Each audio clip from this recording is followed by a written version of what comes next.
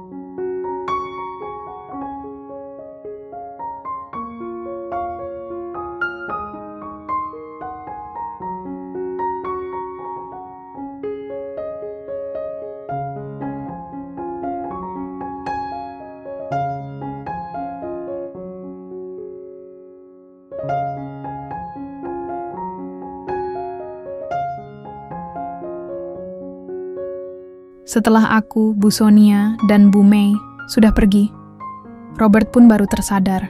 Berarti hanya tinggal dia dan Bu Lola saja di dalam villa itu. Bu Lola adalah seorang wanita yang berwajah sangat cantik.